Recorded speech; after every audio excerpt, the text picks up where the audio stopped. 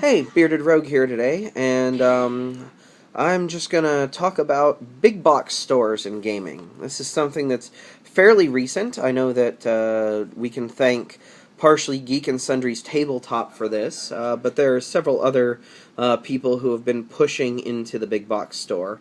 And I was just wandering around Target earlier on errands, and started looking at the selection, and they've had, Pandemic and Settlers of Catan and some of the games out there, but I actually saw a few games like Timeline from Asmodee is showing up now in Target. I saw Pyramix and some other blue-orange games showing up, and it just is really exciting to me to see games, hobby games showing up in big box stores. I know Barnes & Noble is carrying all sorts of stuff now, the Tiny Epic Games and Harbor and Tasty Minstrel stuff and a whole bunch of other things. And it really excites me to see this type of gaming finally making headway into big box stores. I don't know how far it's going to go. I don't know if it's going to, continue after board games start fading out of the mainstream, if that ever happens. If the board game bubble ever bursts, the bubble that people are worried about. I was around for the comic book bubble bursting, and right now board games don't remind me of that. There are some people who can make a pretty good case for some things that are somewhat like the comic book bubble, but right now, board game doesn't feel like that to me, anyway. However, it's really exciting to see all of this stuff there. I'd love to see more hobby games. I really want to see, walk into a Target or a Walmart or a Barnes & Noble and see hobby games on the shelves, because as far as I'm concerned, they make the best children's games on the market. I am eagerly awaiting when my son gets a little older and we can start playing some of the games. I already am looking at Orchard and Animal Upon Animal as the first purchases I want to get for him. I already picked up Monza because it's a game that I really wanted to have, even though he's too young to be able to play it. So, big box stores carrying board games. This is a trend that I would like to see continue, and that is only really just recently a thing. And some of the games that they carry aren't games that I personally like. They carry lots of Flux and Munchkin and things of that nature, but I don't care. Honestly, not every game has to be a game that I want to play. And not every game on the shelf needs to be one that I want. I want to see a large diversity of games out there. I want to see the entry-level, totally random luck fests and the heavier Euros sitting side by side. That's what I want to see in a game store, like in a local game shop. So why wouldn't I want to see that in a big box store as well? I don't want people to feel like this hobby is exclusionary, or that there's, people looking down their noses at other people because of the type of games that they like to play. I mean, hell, I have a copy of Monopoly up here, Risk and Clue and Monopoly and all of these old games. I'm not getting rid of those anytime soon. They may not be games that I drag out all the time, but when played with the proper rules, with auctions and all of the money leaving the system instead of going to free parking, Monopoly isn't a terrible game. It's not a good game. Pretty much any other game on my shelf is one that I would choose over it.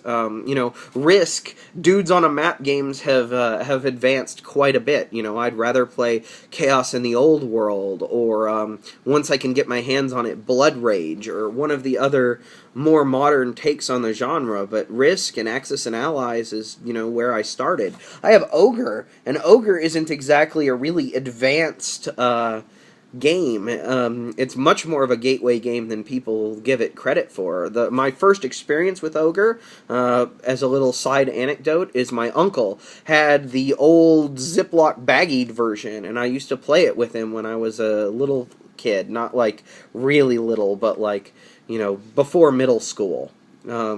And I was the only person who would play it with him, and he absolutely loved it, and I loved it, and, I got the Big Box Designers Edition because of it, because it was a fond memory I have of playing this little game with my uncle that, was a total dice fest, but really felt like one unit that was gigantic and amazing against a bunch of tiny little units. It may actually be where my love for asymmetrical games came from, oddly enough, is Ogre, because most of the other games I played were fairly traditional card games, which are the exact opposite of asymmetric games.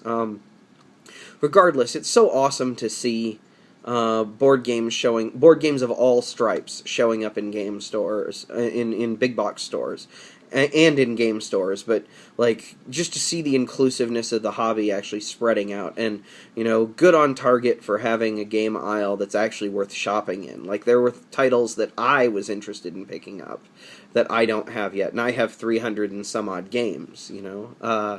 It's really heartening to see. Maybe the kids wandering around through the aisles will choose a board game, and it'll start them on the great voyage through this hobby that so many of us have taken. Who knows? Maybe it'll just sit in their bedroom completely forgotten, other than the fond memories they have of sitting around a table and playing it with their family and friends. And for me, that's enough. Like, that's why I board game. The memories that it creates, the experiences that it creates, the stories you can talk about that one time you were playing Risk and your one guy in Madagascar managed to roll sixes every time and keep your opponent from conquering the continent and getting the bonus, and they were so frustrated and pissed off, and just like those kinds of stories, or that one time you pull off exactly what you wanted in a Euro game. You build your engine and everything falls right into place and everything feels perfect. Or, just so many different... The one time all of us working together managed to defeat Iron Legacy in the second turn of the game, which was a total shock to us. But the fact that we were even able to do it when before any time we'd faced him, he'd crushed us, was... just, those are what my life is made of, or memories that I want to keep and hold on to, and board gaming is that. And so, expanding board gaming into big box stores, regardless of what kind of gaming it is, or what you think of the games that you see in the big box stores, is a good thing for the hobby. Tabletop is a good thing for the hobby. Even when they get the rules wrong, even when the captain leading the ship throws his buddies under the bus, the overall impact of tabletop up to this point has been positive for the gaming world, and I think that there's something to be said for the more mainstream gamers, the people who want to sit down. Here's another instance. I just played Vlogust for the first time in probably 10, 12 years. And, it was a brand new gamer who'd come to game night, and they sat down and were playing Primordial Soup with us, which is another one that I really like, but takes way too long for what it is. But we were playing Primordial Soup, and she decided to sit down and play with us, and she, toughed it out through the whole thing, came in dead last, but actually made a really good showing for herself, and I was so excited that she was there. We asked her if she had any games, and the only game she could produce was Vlogust, but I'll be damned if I didn't sit down and play that game. And I actually had a really good time, even though I am terrible at Vlogust. It is one of the worst, those kind of spatial geometry games, I am horrible with those kinds of games. But I had an absolute blast, because here was this brand new person that I'd never met before, that I got to share a new experience with, and hang out with, and talk with, and, play games with. And, even though I came in dead last by a lot, really bad score, it was so much fun, and I'm so glad that she brought it. And, we didn't even play any of the games that I brought with me to game night, and I had a great time. And that's what gaming offers people, the ability to just make memories and have a great time with other people. And big box stores are the way that that's going to infiltrate everybody else, because let's be real, not everybody's going to go to a game store. Most people will buy things off Amazon, but the actual getting it to the table and playing it is what will get them hooked, not the buying of it and punching out all the bits and unwrapping the cards. That's just the introduction. That's just the appetizer. Playing the game is the main course, and big box stores are what's going to serve that up for the majority of the populace. Anyway, that's just a tiny rant and a few anecdotes and everything. This was a really easy Vlogust to get me over the hump. And this week I'm going to go into Euro games. We're going to do several Euro games, 3 things I love about them, and you'll find out what those are when those videos go up. Anyway, Bearded Rogue, signing off.